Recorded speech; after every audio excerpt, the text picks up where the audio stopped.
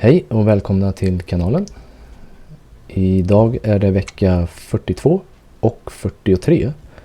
Hade jag tänkt att vi skulle slå ihop de här två läsningarna. Så det blir det sista i fjärde Mosebok, Numbers.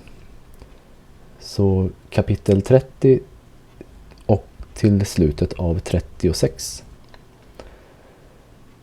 Och de här läsningarna heter Matot och Massej och betyder egentligen stammar och resor.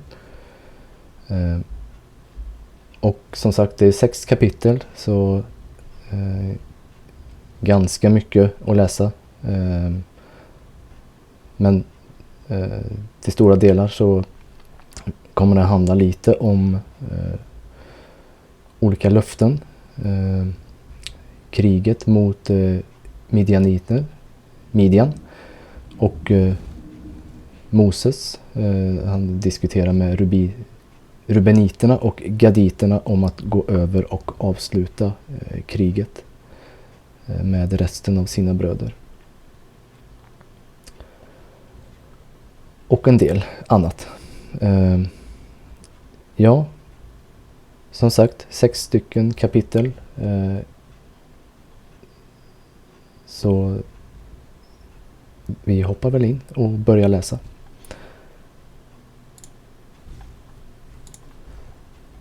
Kapitel 30. Först och främst, varför gör vi det här? Delvis varför vi gör det här. Psalm 119:18. Open my eyes that I may see wondrous thing from your law, Torah.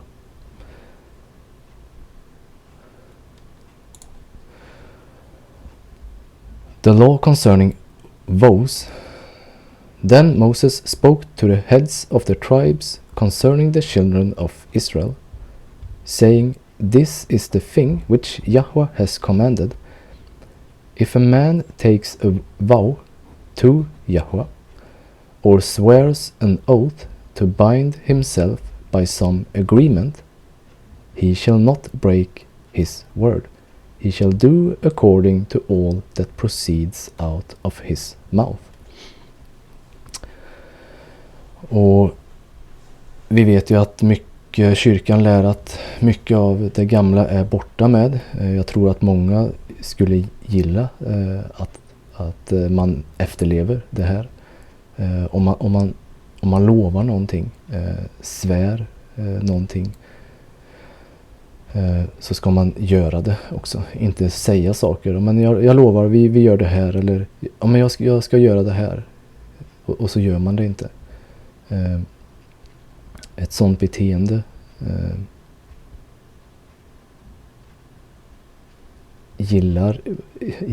gillas inte av människor och inte av fadern heller.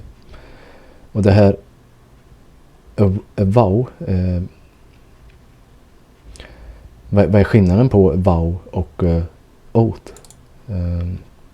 Jag kollar lite. Vow är egentligen typ ett löfte, att man är, vad ska man säga, man är bunden till fadern på något sätt att utföra någonting. Att svära ett oath kan vara mer att en ed, att jag lovar bara för en kort stund. En vow kan vara en längre period egentligen. Så om man svär och lovar någonting, så ska man hålla det också. Det är det som sägs. Och om vi kikar i Matteus 12, just det här om att tala saker. But I tell you that for every careless word that people speak, they will give an account of it on the day of judgment. Det här är Matteus, Nya testamentet. Så varje careless word, alltså slarvigt, inte icke eftertänksamt, att man säger saker, man lovar saker kanske. Där får man give account on the day of judgment. For by your words you will be justified, and by your words you will be condemned. Och det här tycker jag är intressant med engelskan. Svenskan har ju justified, rättfärdig eller rättfärdigad, och righteous. Justified och righteous är ju två har olika betydelser. I svenskan blir det bara rättfärdig och rättfärdig i stort sett. Det blir lite svårt att urskilja vad som är vad. För vi har läst om vad som gör oss righteous, och det är att hålla hans bud. Men genom våra ord är vi justified. Och det har lite olika innebörd med just, alltså det är ju rättvisa egentligen, och mer domstolsspråk. Så by your words you will be justified, and by your words you will be condemned. Så viktiga saker att tänka på, vad vi säger, vad som kommer ut ur våran mun. Matteus 5. Again you have heard the ancient were told, you shall not make false vows, but you shall fulfill your vows to Yahweh. But I say to you, take no oath at all. Och då kan man tänka, men vi läste ju precis att så här ska man göra. Men så kommer då Messias, Jehusha, Jesus, och säger, gör inte det här alls. Men det är inte det han säger. Han säger ju inte att det är borta eller inte gäller, det han sa då, utan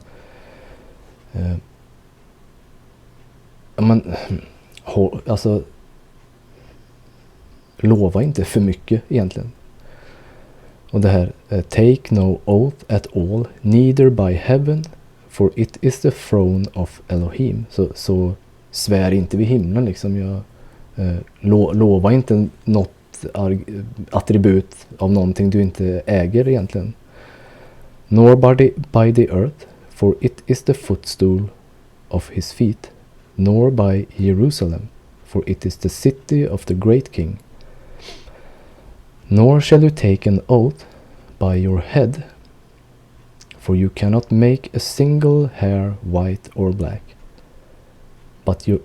But make sure your statement is yes or no. Anything beyond that is of evil origin. Så jag tänker, jag tror ni förstår vad som sägs här.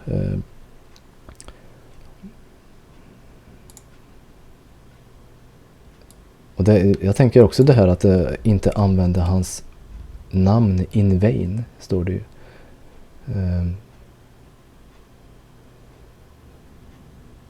För att om man svär, jag svär vid himlen, jag svär vid jorden. Man svär vid saker som inte är ens egna, som man inte har skapat.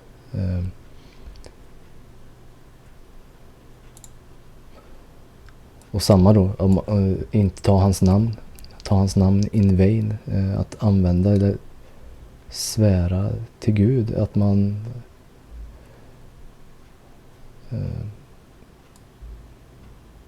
men att man säger sig tro på honom men inte vandra som han vill. Claimar någonting men inte gör det. 5 Mosebok 23. When you make a vow to Yahweh your Elohim, you shall not delay to pay it, for Yahweh your Elohim will certainly require it of you, and it will be a sin for you. However, if you refrain from making vows, it will not be a sin for you.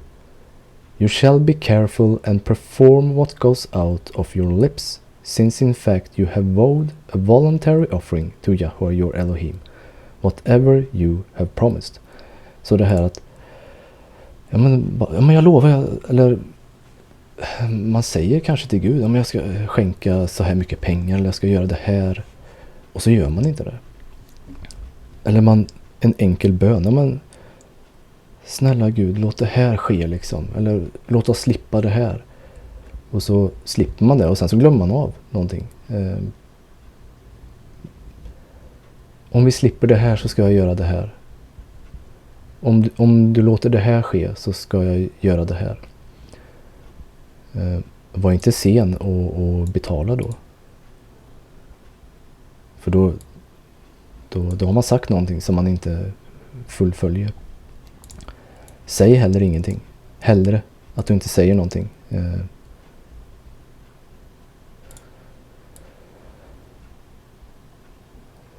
Ecclesiastes 5. Do not be quick with your mouth or impulsive in your thoughts to bring up a matter in the presence of Elohim. For Elohim is in heaven, and you are on the earth. Therefore let your words be few, for the dream comes through much effort, and the voice of a fool through many words. When you make a vow to Elohim, do not be late in paying it, for he takes no delights in fools. Pay what you vowed. It is better that you not vow than vow and not pay.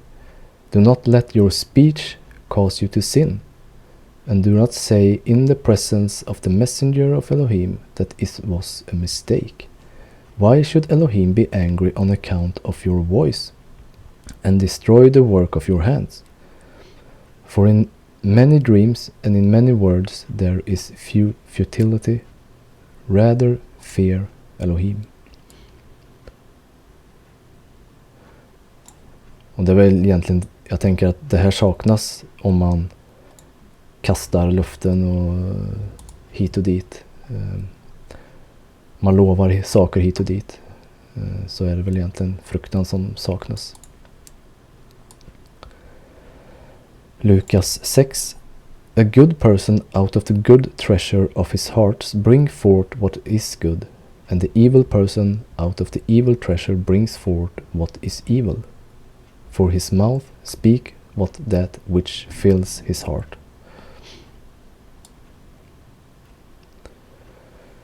Ordspråksboken 16. The plant of the heart belong to a person. The plans of the heart belongs to a person. But the answer of the tongue is from Yahweh. All the ways of a person are clean in his own sight, but Yahweh examines the motives. Commit your works to Yahweh, and your plans will be established. Så lite om löften, och om man lovar någonting, fullfölj det.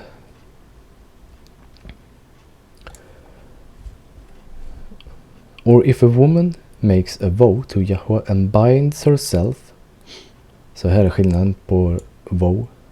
Binds herself by some agreement while in her father's house in her youth, and her father hears her vow and the agreement by which she has bound herself, and her father holds his peace, then all her vows shall stand.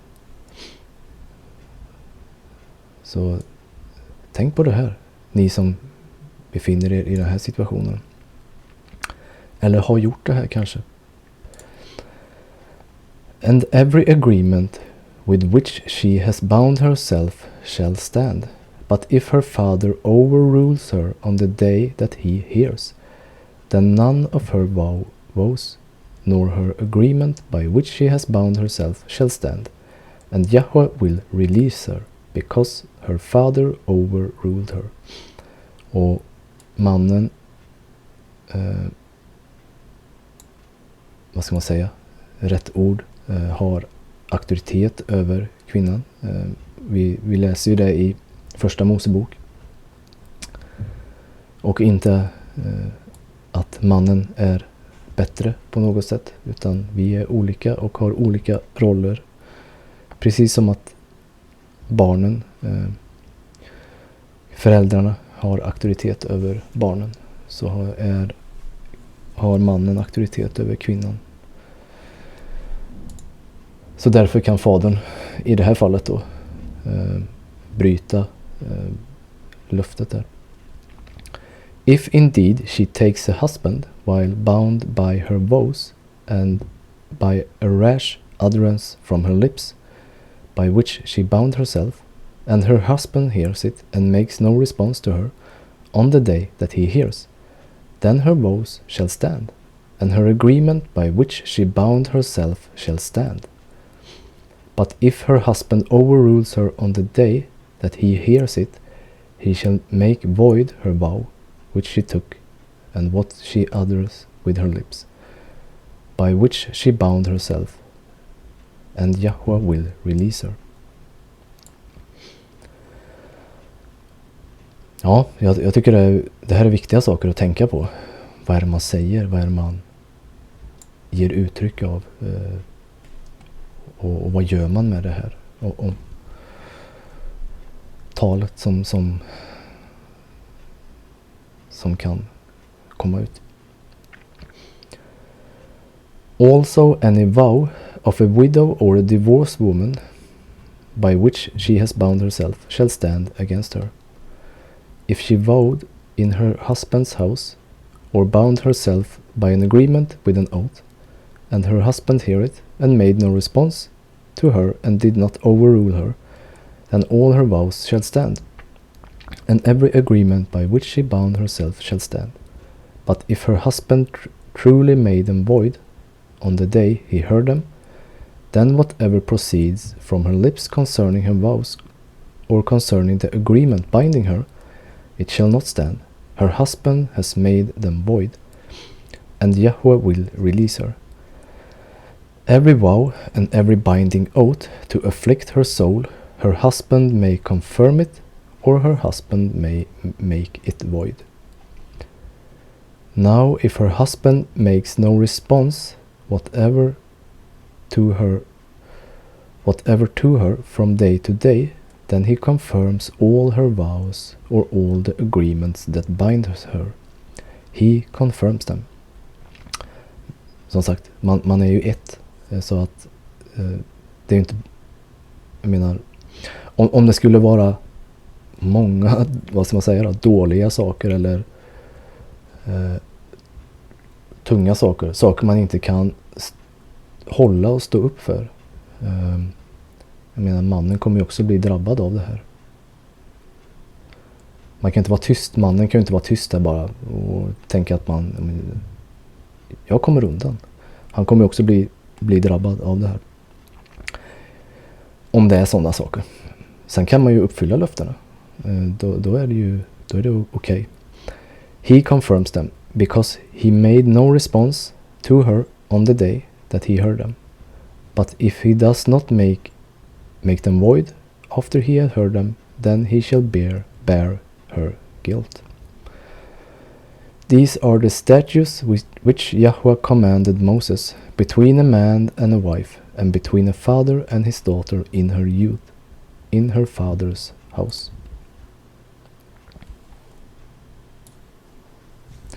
Kapitel 31. And Yahweh spoke to Moses, saying, Take vengeance on the Midianites for the children of Israel. Afterward you shall be gathered to your people. So Moses spoke to the people, saying, Arm some of yourself for war, and let them go out against the Midianites to take vengeance for Yahweh on Midjan. 1,000 from each tribe of all the tribes of Israel you shall send to war. So there were recruited from the divisions of Israel 1,000 from each tribe, 12,000 armed for war. Then Moses sent them to the war, 1,000 from each tribe. He sent them to the war with Phinehas, the son of Eleazar, the priest,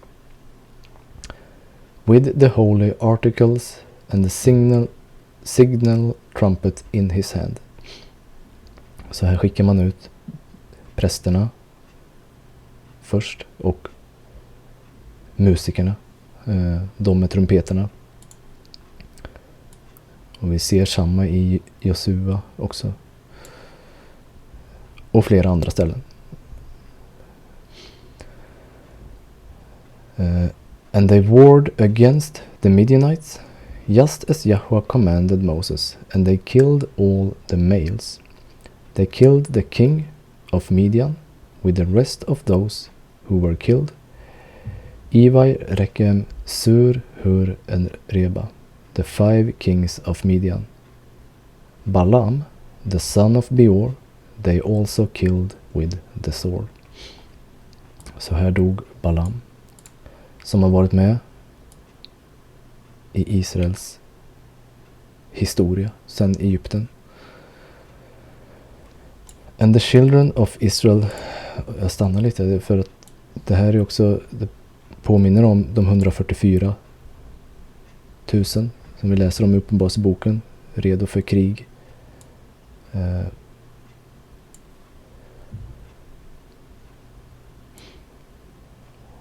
Och Balaam, som har varit med sedan Egypten, går under här. Jag ser likheter med ändens tid där också. And the children of Israel took the woman of Midjan captive with their little ones, and took as spoils all their cattle, all their flocks, and all their goods. They also burned with fire all the cities where they dwelt, and all their forts, and they took all the spoils and all the booty of man and beast. Then they brought the captives, the booty, and the spoil for Moses to Eleazar the priest, and to the congregation of the children of Israel, to the camp of the plains of Moab, by the Jordan, across from Jericho. And Moses, Eleazar the priest, and the leader of the congregation went to meet them outside the camp, but Moses was angry with the officers of the army, with the captains over thousands and captains over hundreds, who had come from the battle. And Moses said to them, Have you kept all the women alive? Look, these women caused the children of Israel through the counsel of Balaam to trespass against Yahweh in the incident of Peor. And there was a plague among the congregation of Yahweh. Now therefore kill every male among the little ones, and kill every woman who has known a man intimately. But keep alive for yourself all the young girls who have not known man intimately. And as for you, remain outside the camp 7 days. Whoever has killed any person, and whoever has touched any slain, purify yourself and your captives on the 3rd day and on the 7th day. Och det här läste vi också om 3:e dagen. Och det här med att en dag är 1000 år och så vidare. Om man inte gjorde sig ren på 3:e dagen så skulle man inte vara ren på 7:e dagen. Och ja, vi pratade lite om kan det finnas kopplingar med 3000 år och 7000 år. Purify every garment, everything made of leather, everything woven of goat's hair, and everything made of wood. And Eleazar the priest said to the men of war who had gone to battle, This is the ordinance of the law which Yahweh commanded to Moses. Only the gold, the silver, the bronze, and the iron, the tin, and the lead, everything that can endure fire, you shall put through the fire, and it shall be clean, and it shall be purified with the water of purification. But all that cannot endure fire, you shall put through water.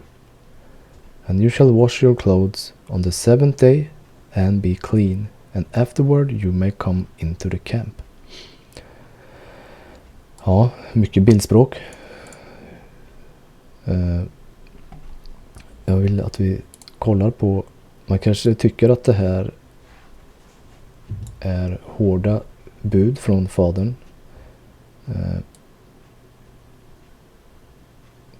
det är någonting man ofta har hört också, att men Gud verkar han verkar vara så krigisk och elak, och så det är tur att vi har Jesus då, för han är mer snäll liksom.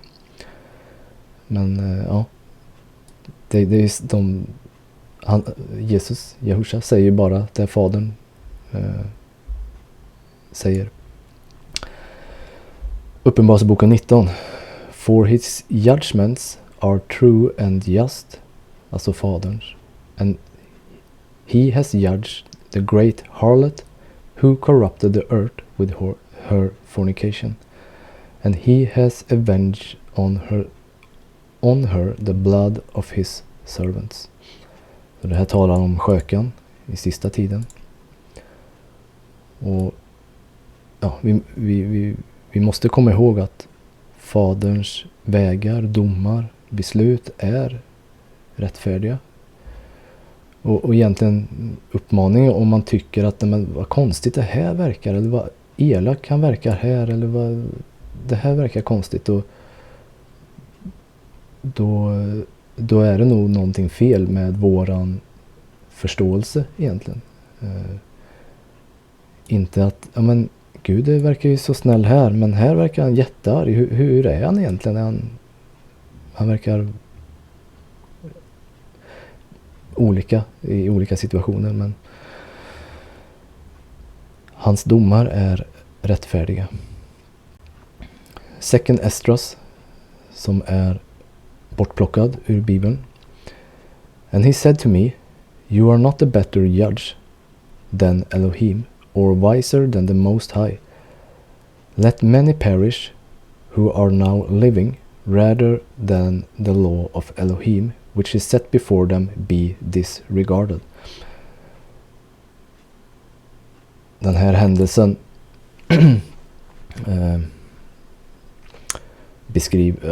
pratar egentligen om andra saker. Det jag vill ta med är egentligen just att vi inte kan tänka att men det där var konstigt dömt av Gud liksom. Så skulle inte jag ha gjort. Det verkar elakt. For Elohim strictly commanded those who came into the world when they came, that what they should do to live and what they should observe to avoid punishment. Och vi har läst det här också från skapelsen. Adam och Eva. Noa hade instruktionerna. Abraham och sönerna gick till Noa och så vidare för att få kunskap. Vi läser om det i Resor och Jubilees. Nevertheless, they were not obedient and spoke against him. Och det här upprepas ju än idag, och det är ju historien ända till slutet egentligen.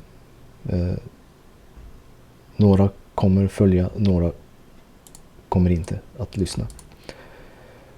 They devised for themselves vain thoughts and proposed to them wicked frauds. They even declared that the Most High does not exist, and they ignore his ways. They scorned his law and denied his covenants. They have been unfaithful to his statutes and have not performed his work. Therefore, Ezra, empty things are for the empty, and full things are for the full. Och det här med att saker skulle renas i eld. Andra Timoteusbrevet.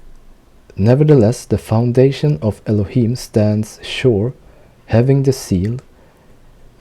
Yahweh knows them that are his, and let everyone that names the name of Christ depart from iniquity, laglöshet. But in a great house there are not only vessels of gold and of silver, but also of wood and of earth, and some to honor and some to dishonor. If a man therefore purge himself from these, he shall be a vessel unto honor, sanctified and meet for the master's use, and prepared unto every good work. Så vad talar Paulus om här? Torah. Paulus tror inte att Toran är borta med. Är summeringen. Första Korint 3. Every man's work shall be manifest, for the day shall declare it, because it shall be revealed by fire, and the fire shall try every man's work of what sort it is. If any man's works abide, which he has built thereupon, he shall receive a reward. If any man's work shall be burned, he shall suffer loss, but he himself shall be saved, yet so as by fire. Malachi 3. Behold, I will send my messengers, and he shall prepare the way before me, and Yahweh, whom you seek, shall suddenly come to his temple, even the messenger of the covenant, whom you delight in. Behold, he shall come, says Yahweh of hosts Sebaot. But who may abide the day of his coming, and who shall stand when he appears? For he is like a refiner's fire, and like fuller's soap. And he shall sit as a refiner and purifier of silver, and he shall purify the sons of Levi, and purge them as gold and silver, that they may offer unto Yahweh an offering in righteousness. Och vi har läst om prövningar, att vi ska glädja oss i prövningar. Prövningarna är bra, då vill han tukta oss. En fader som älskar tuktar. Så prövningar, svårigheter är bra för oss. Och har vi det för bekvämt så bör man bli orolig. Egentligen, kan jag tycka. Ibland. Eller ibland. Det är klart att man behöver ha lite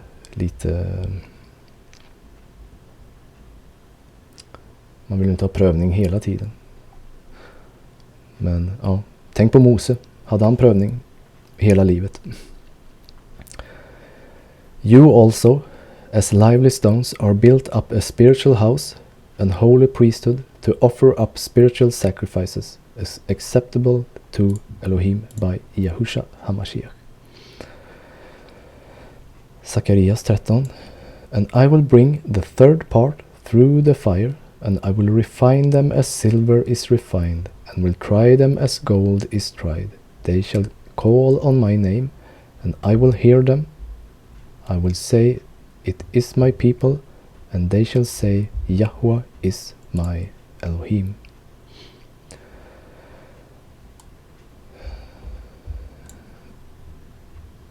Så för att vi ska säga det här så är det egentligen prövningarna som behövs. Vi behöver gå igenom svåra tider och prövningar. Och uppmaningen är att komma ur skökans system.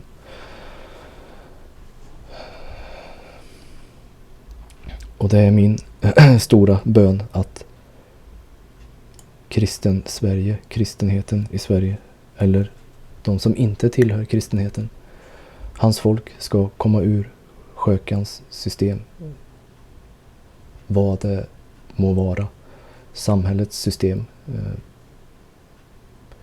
För att ha en Gud och inte serve money, tjäna pengar.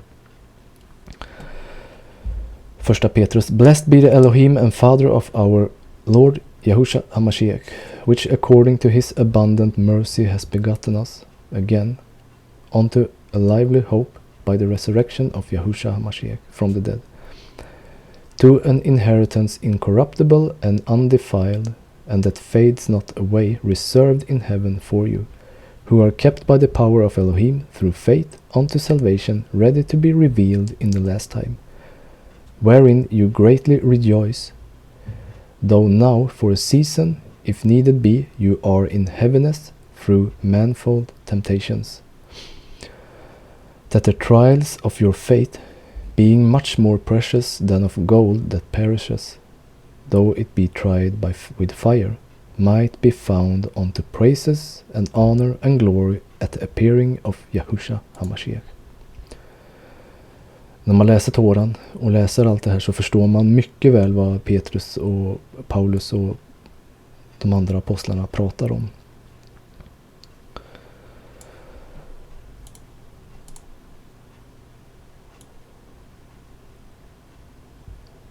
Now Yahweh spoke to Moses, saying, Count up the plunder that was taken of man and beast, you and Eleazar the priest, and the chief fathers of the congregation, and divide the plunder unto 2 parts, between those who took part in the war, who went out to battle, and all the congregation, and levy a tribute for Yahweh on the men of war who went out to battle, 1 for every 500 of the person. The cattle, the donkeys, and the sheep, take it from their half, and give it to Eleazar the priest as a heave offering to Yahweh. And from the children of Israel's half, you shall take 1 of every 5th, drawn from the persons, the cattle, donkeys, and the sheep, from all the livestock, and give them to the Levites, who keep charge of the tabernacle of Yahweh. So Moses and Eleazar the priest did as Yahweh commanded Moses.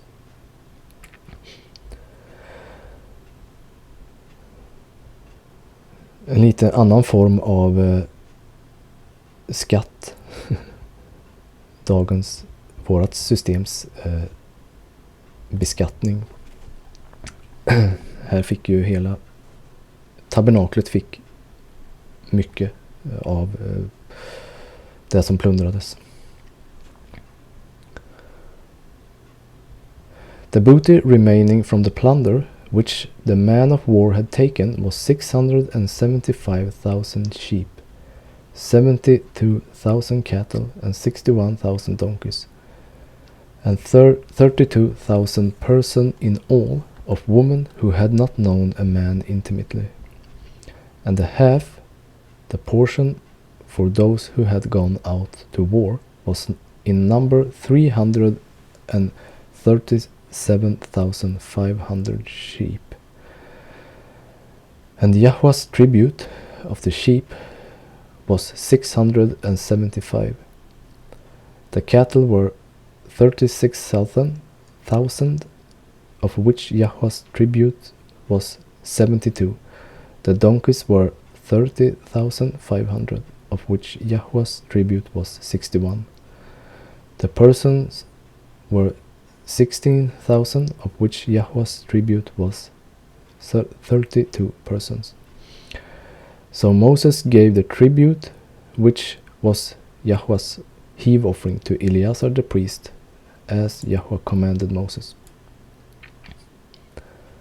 And from the children of Israel's half, which Moses separated from the men who fought, now the half belonged to the congregation, was 337,500 sheep, 36,000 cattle, 30,500 donkeys, and 60,000 persons.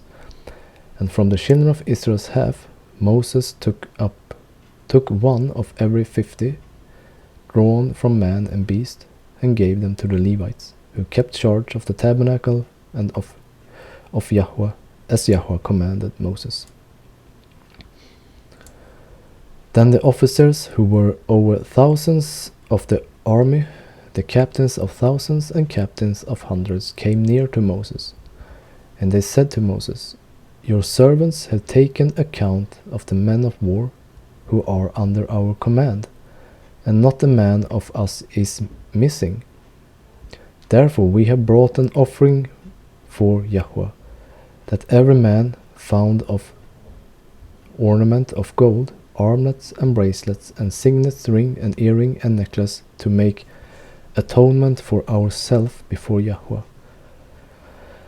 So Moses and Eleazar the priest received the gold from them, all the fashioned ornaments, and all the gold of the offering that they offered to Yahweh, from the captains of thousands and captains of hundreds was 16,750 shekels. And Moses and Eleazar the priest received the gold from the captains of thousands and of hundreds and brought it to the tabernacle of meeting as a memorial for the children of Israel before Yahweh.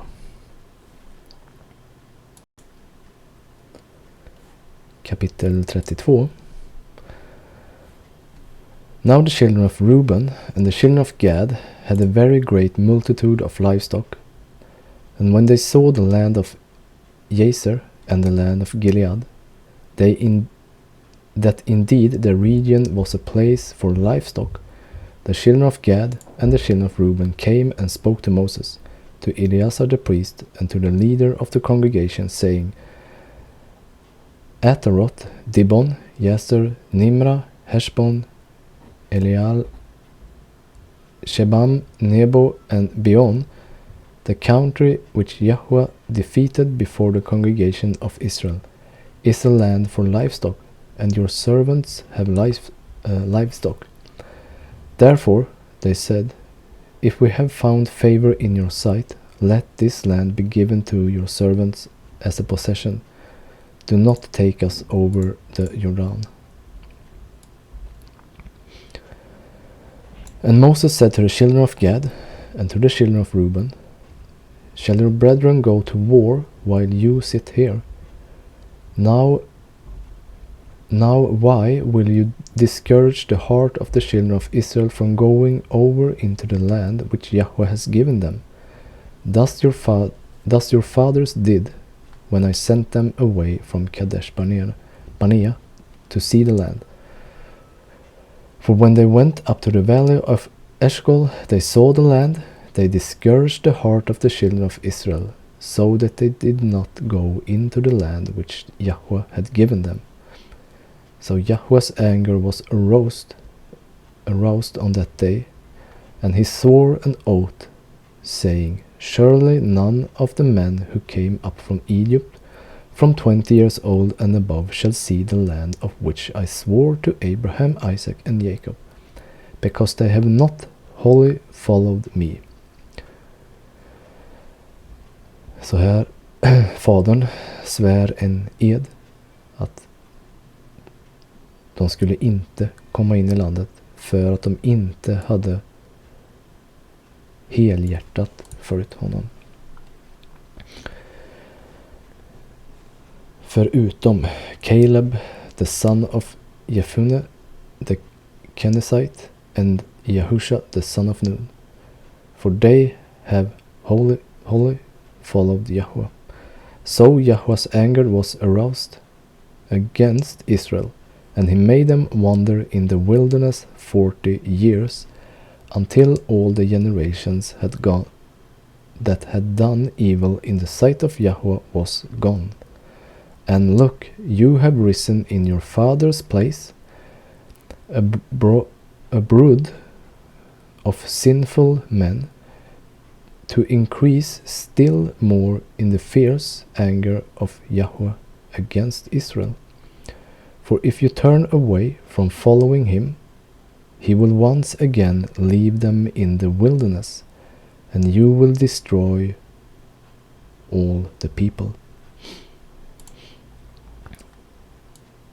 Kan det fortfarande vara så här att när hans folk inte helhjärtat vill följa honom, så blir resten av folket förstörda,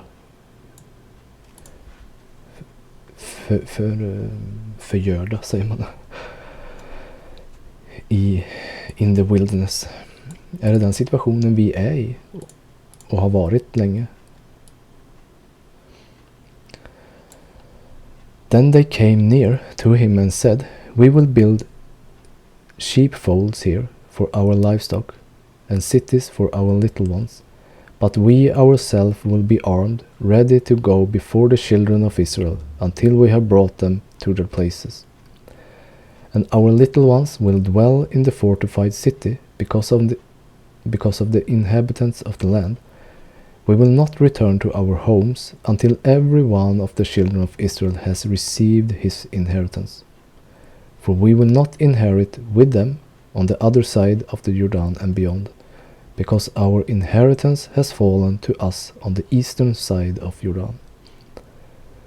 Then Moses said to them, if you do this thing, if you arm yourself before Yahweh for war, and all your armed men cross over Jordan before Yahweh until he has driven out his enemies from before him, and the land is subdued before Yahweh, then afterward you may return and be blameless before Yahweh and before Israel. And this land shall be your possession before Yahweh. But if you do not do so, then take note, you have sinned against Yahweh, and be sure your sin will find you out. Build cities for your little ones, and folds for your sheep, and do what proceeds out of your mouth.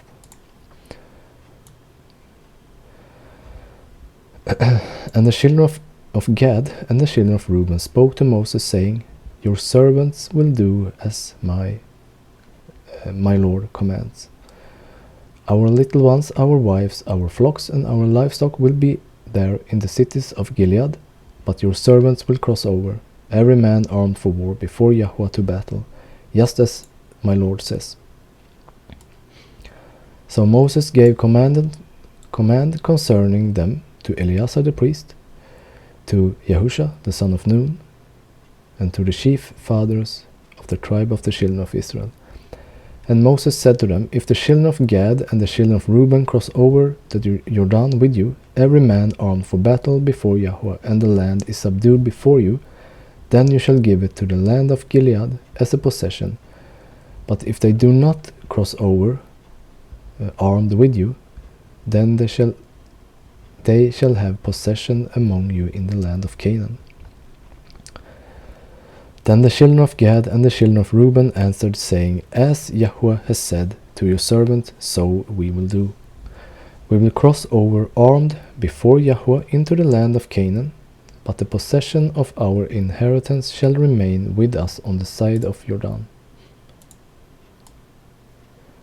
So Moses gave to the children of Gad, to the children of Reuben, and to the half of the tribe of Manasseh, the son of Joseph, the kingdom of Shihon, king of the Amorites, and the kingdom of Og, king of Bashan, the land with its cities, within the border, the cities of the surrounding country.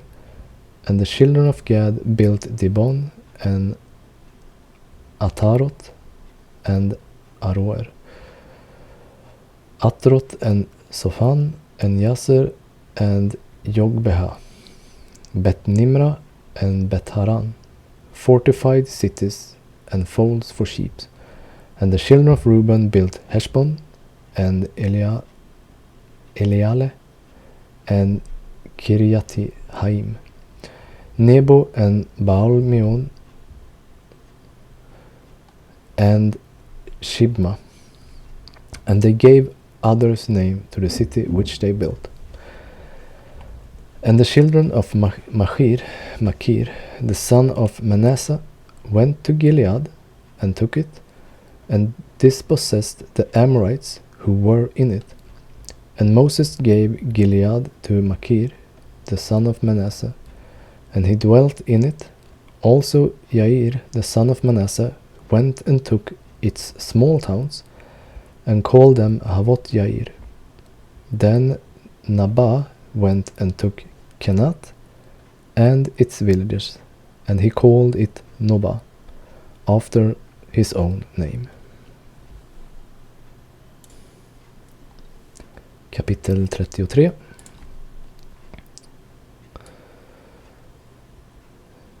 Israel's journey from Egypt reviewed. Så nu får vi en återblick om resan från Egypten. These are the journeys of the children of Israel who went out of the land of Egypt by their armies under the hand of Moses and Aaron. Now Moses wrote down the starting points of their journeys at the command of Yahweh, and these are the journeys according to their starting points. Jag tänkte att vi kan göra så här kanske, så har jag en liten bild blir lite mer enklare att se vad det är man läser om.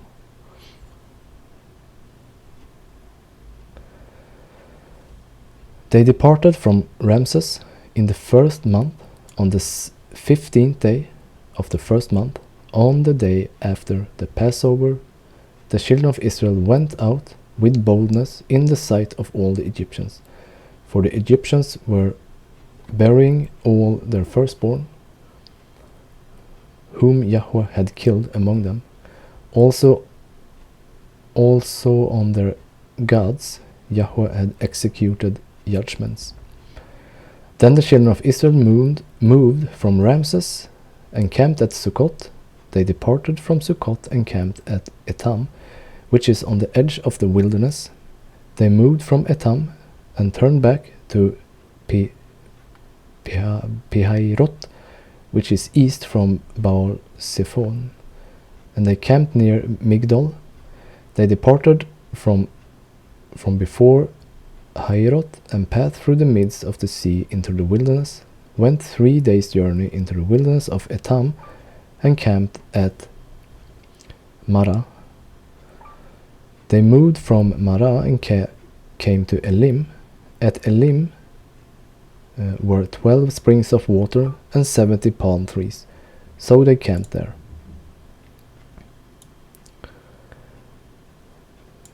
They moved from Elim and camped by the Red Sea. They moved from the Red Sea and camped in the wilderness of Sin. They journeyed from the wilderness of Sin and camped at Dopka. They departed from Dopka and camped at Alush. They moved from Alush and camped at Rephidim, where there was no water for the people to drink. They departed from Rephidim and camped in the wilderness of Sinai. They moved from the wilderness of Sinai and camped at Kirot Hatava. They departed and camped at Heserot. They departed and camped at Hitma. They departed and camped at Rimon Perez. They departed and camped at Libna. Och sen från Libna till Rissa. Från Rissa till Kehelata. Och sen till Mount Sheper. They moved from Sheper and camped at Harada. Jag skummar igenom lite. They moved from Harada and camped at Makelot. Och sen till Tahat. Och sen till Tera. Och sen till Mitka. Och sen till Hashmona. Och sen till Moserot. They departed from Moserot and camped at Bene Yakan. They camped at Hor Higgedag. Camped at Jotbatan. Camped at Abrona. They departed from Abrona and camped at Esion Geber. And camped at the wilderness of Sin, which is Kadesh. They moved from Kadesh and camped at Mount Hor, on the boundaries of the land of Edom. Och det här är också lite som släkttavlor. Man kan undra lite varför ska man läsa det. Men det finns med i hans ord av en anledning, tänker jag. Och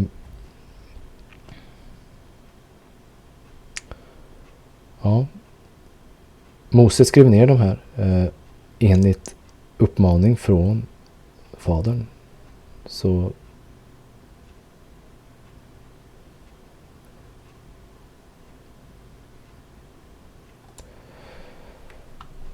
ja, är det viktigt. De finns med i hans ord i alla fall.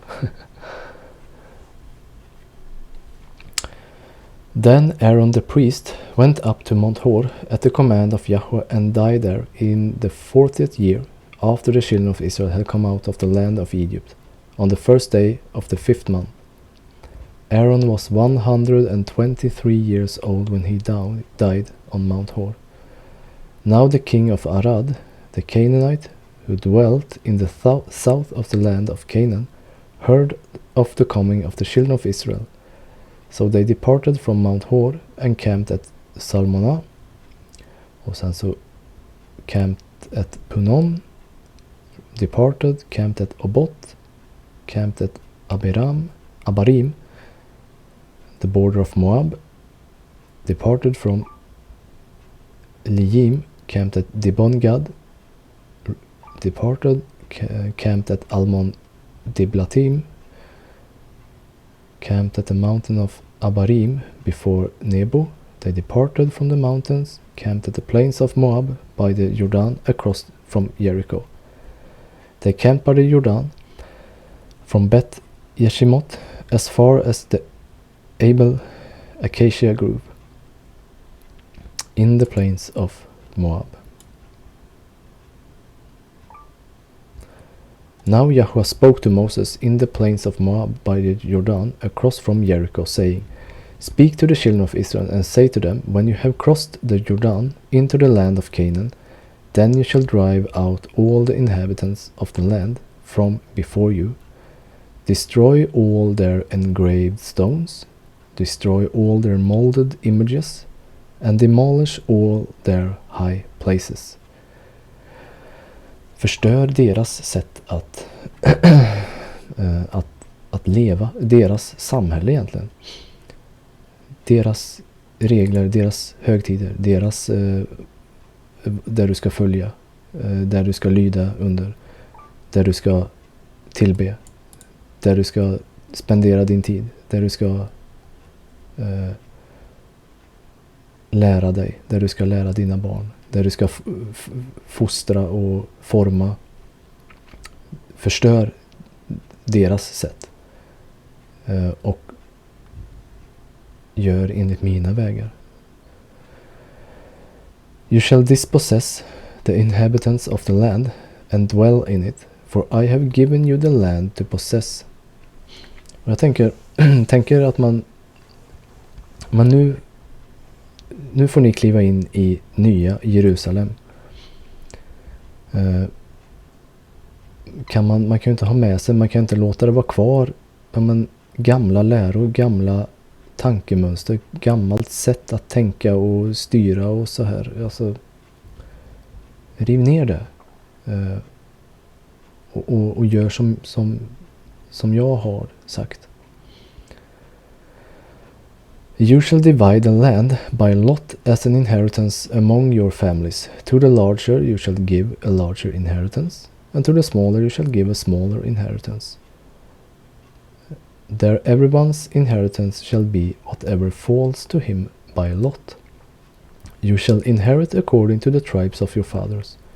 But if you do not drive out the inhabitants of the land from before you, om man har kvar lite av de här gamla lärorna eller den andra nationens, then it shall be that those whom let remain shall be irritations in your eyes and thorns in your sides.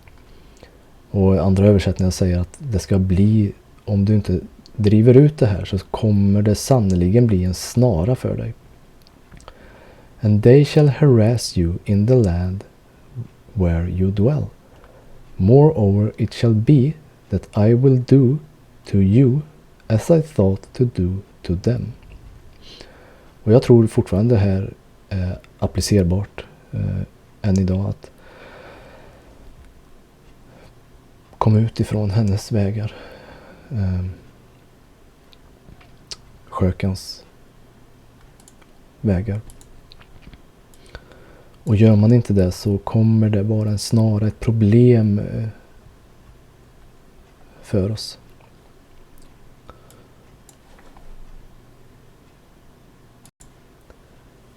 Kapitel 34.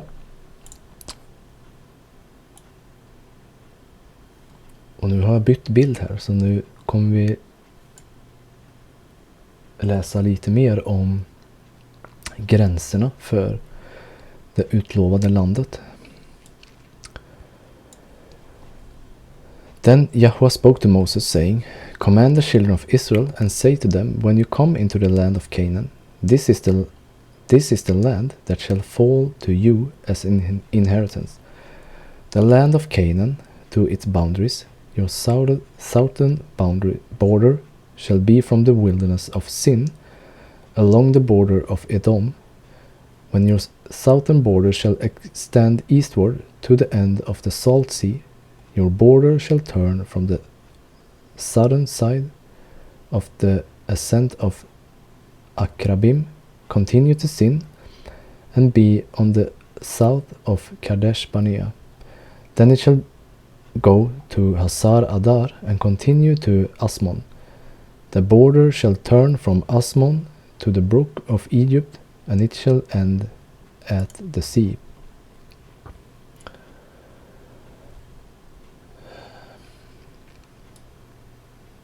Någonting som jag tycker är intressant är att man verkar ha kännedom om de här städerna. Man verkar ändå ha kännedom om landet här.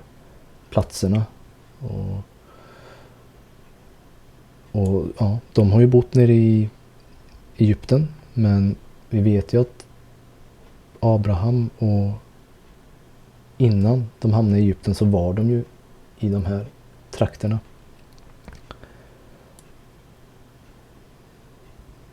Så ja, de har ju varit här tidigare. As for the western border, you shall have the great sea for a border. It shall be your western border. And this shall be your northern border. From the great sea you shall mark out the borderline to Mount Hor. From Mount Hor you shall mark out the border to the entrance of Hamat. Then the directions of the border shall be towards Sedad. The border shall proceed to Sifron, and it shall end at Hazar Enan. This shall be your northern border. You shall mark out your eastern border from Hazar Enan to Shepham. The border shall go down from Shepham to Riblah on the east side of Ain. The border shall go down and reach to the eastern side of the sea of Shinnerat. The border shall go down along the Jordan, and it shall end at the Salt Sea. This shall be your land with its surrounding boundaries. Then Moses commanded the children of Israel, saying, This is the land which you shall inherit by lot, which Yahweh has commanded to give to the 9 tribes and to the half tribe. Så 9,5 stam får det här som vi läste om. For the tribe of the children of Reuben, according to the house of their fathers, and the tribe of the children of Gad, according to the house of their fathers, have received their inheritance. And the half tribe of Manasseh has received its inheritance. The 2 tribes and the half tribe have received their inheritance on this side of the Jordan, across from Jericho eastward toward the sunrise. And Yahweh spoke to Moses, saying, These are the names of the men who shall divide the land among you as an inheritance: Eleazar the priest, and Yahusha the son of Nun. And you shall take 1 leader of every tribe to divide the land for the inheritance. These are the names of the men from the tribe of Judah: Caleb the son of Jephunneh. From the tribe of children of Simeon, Shemuel the son of Amihud. From the tribe of Benjamin, Elidad the son of Shislon.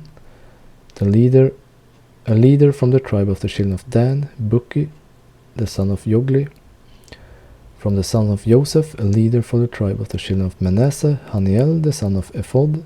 And the leader of the tribe of the children of Ephraim, Kemuel the son of Shiftan. A leader from the tribe of the children of Zebulon, Elisaphan the son of Parnach. A leader from the tribe of the children of Issachar, Paltiel the son of Asan. A leader from the tribe of the children of Asher, Ihud, the son of Shelomi, and a leader from the tribe of the children of Naphtali, Pedahel, the son of Ammihud. These are the ones Yahweh commanded to divide the inheritance among the children of Israel in the land of Canaan. Kapitel 35. And Yahweh spoke to Moses in the plains of Moab, by the Jordan, across from Jericho, saying, Command the children of Israel that they give the Levites cities to dwell in from the inheritance of their possession, and you shall also give Levites common land around the cities. They shall have the cities to dwell in, and their common land shall be for their cattle, for their herds, and for all their animals. The common land of the cities which you will give the Levites shall extend from the wall of the city outward 1,000 cubits all around, and you shall measure outside the city on the east side 2,000 cubits, on the south side 2,000 cubits, on the west side 2,000 cubits, on the north side 2,000 cubits. The city shall be in the middle. This shall belong to them as common land for the cities. Så här får leviterna sin arvedel bland stammarna då. Now among the cities which you will give to the Levites, you shall appoint 6 cities of refuge, to which a manslayer may flee, and to these you shall add 42 cities. So all the cities you will give to the Levites shall be 48. These you shall give to their common land. And the city which you will give shall be from the possession of the children of Israel. From the larger tribe you shall give many, from the smaller you shall give few. Each shall give some of its cities to the Levites in proportion to the inheritance that each received. Så ja, här satte man upp cities of refuge för, vad ska man säga då, brottslingar att kunna fly till, för att kunna avgöra sin sak. Ja, vi kommer läsa om det. Then Yahweh spoke to Moses, saying, Speak to the children of Israel and say to them, When you cross the Jordan into the land of Canaan, then you shall appoint cities to be cities of refuge for you, that the manslayer who kills any person accidentally may flee there. They shall be cities of refuge for you from the avenger, that the manslayer may not die until he stands before the congregation in judgment. Så om någon av misstag slår ihjäl någon, gör något brott som är rätt, alltså som kräver ett hårt straff, så skulle man kunna fly hit för att kunna avgöra, prövas innan domen faller. And of the cities which you give, you shall have 6 cities of refuge. You shall appoint these cities on this side of the Jordan, and 3 cities you shall appoint in the land of Canaan, which will be cities of refuge.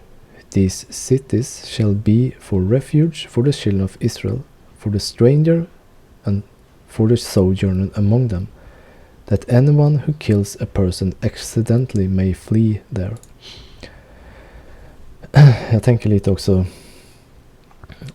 har dagens stat som kallas Israel, de här, ska de ha det? Man vill ju bygga upp ett tempel, vill man ju, och efterleva någon form av efterföljsamhet. Vill man ha det här också? Är det en bra sak? Jag tänker att det är så här Fadern vill att hans samhällsskick ska se ut. Och jag tror inte det här efterlevs idag. But if he strikes him with an iron implement so that he dies, he is a murderer.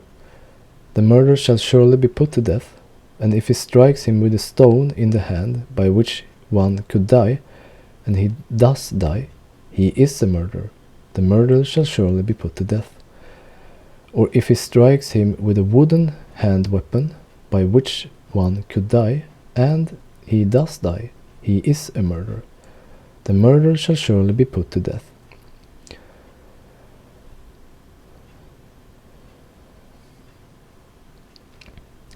Och vi har ju inte såna här lagar i vårt samhälle. Hade det varit bättre eller sämre med såna här lagar? Tro.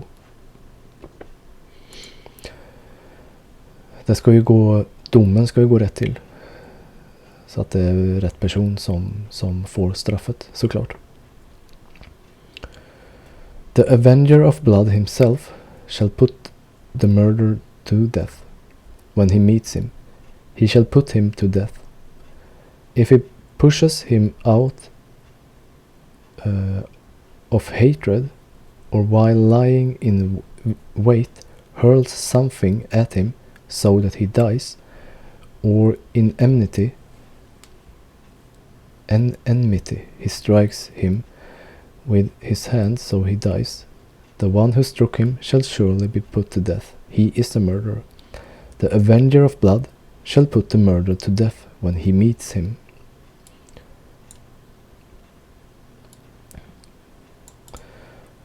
However, if he pushes him suddenly without enmity, and throws anything at him without lying in wait, or uses a stone by which a man could die, throwing it at him without seeing him, so that he dies, while he was not his enemy or seeking his harm, then the congregation shall judge between the manslayer and the avenger of blood according to these judgments.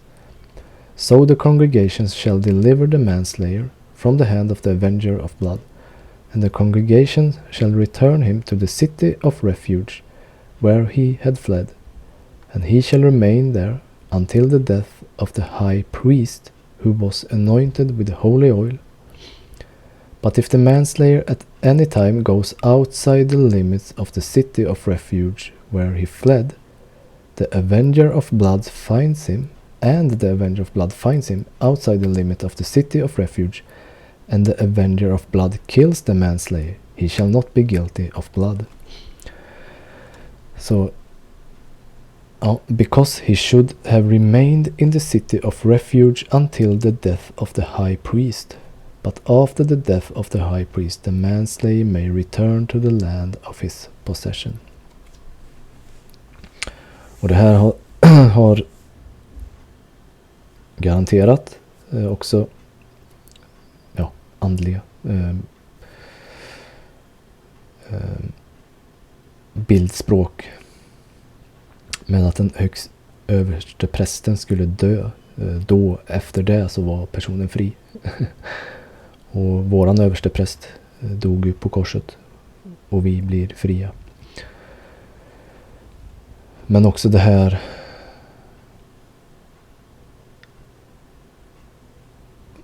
man lär ju bli noggrann när man har ett högt straff. Om du gör det här, om du gör det av hat, så ska den drabbade utkräva blod, ha rätt att göra det. Och kanske inte bara att den har rätt, utan den ska göra det också. Men befinner man sig i den här staden så har man skydd, men straffet blir att du måste vara här för att du var slarvig egentligen och har gjort ett stort brott. Du klarade vid livet, men du får sitta här nu. And these things shall be a statute of judgment to you throughout your generations in all your dwellings. Whoever kills a person, the murderer shall be put to death on the testimony of witness. But one witness is not sufficient testimony against the person for the death penalty. Moreover, you shall take no ransom for the life of a murderer who is guilty of death, but he shall surely be put to death. And you shall take no ransom for him who has fled to his city of refuge, that he may return to dwell in the land before the death of the priest. So you shall not pollute the land where you are, for blood defiles the land, and no atonement can be made for the land, for the blood that is shed on it, except by the blood of him who shed it. Therefore do not defile the land which you inhabit, in the midst of which I dwell. For I, Yahweh, dwell among the children of Israel. Ja, viktiga ord.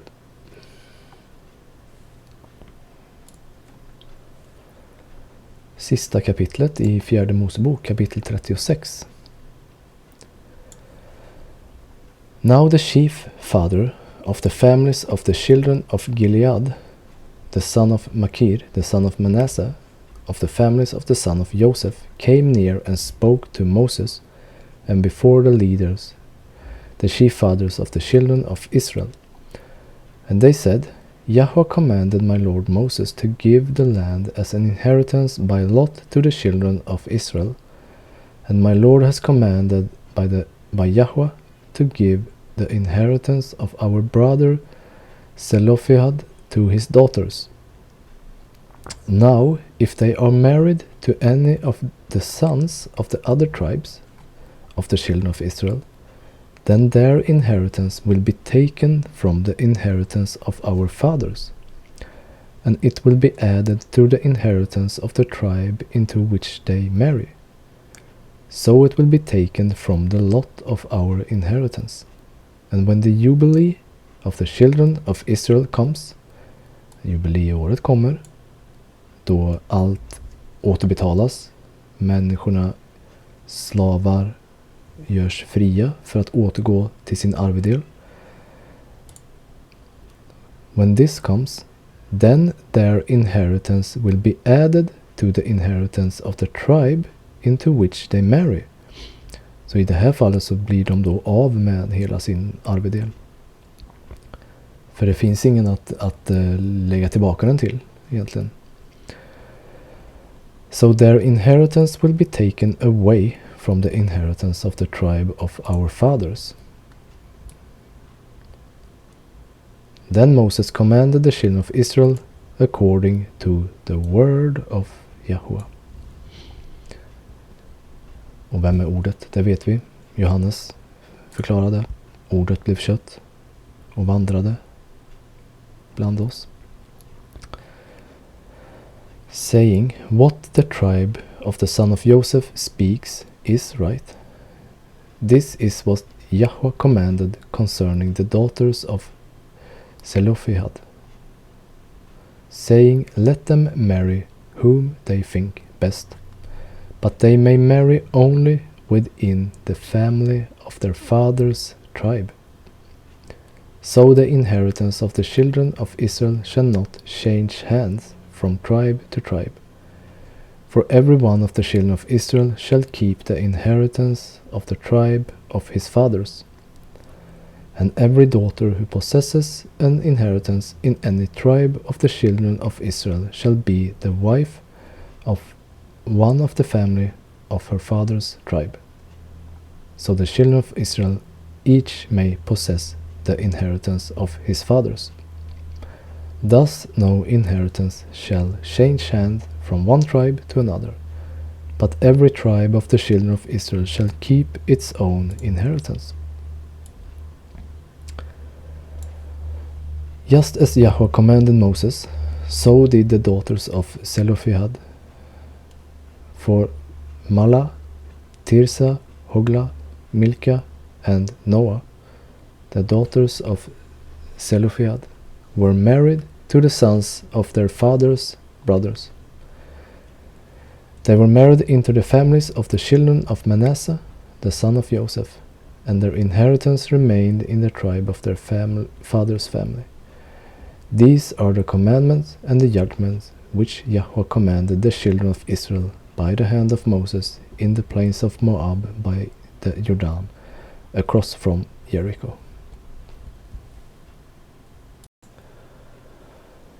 Ja, det, bröder och systrar, det var sista i fjärde Mosebok, sista kapitlet.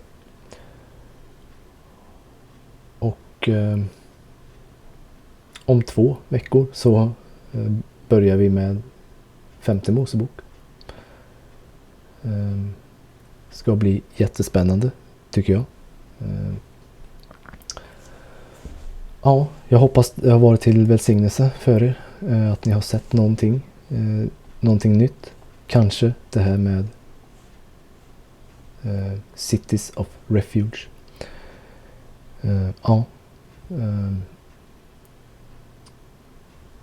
Jag uppmanar er att läsa det här själva och be över det och lev med det. Hur vill Fadern att det skulle se ut? Hur ser det ut nu? Vart lever vi?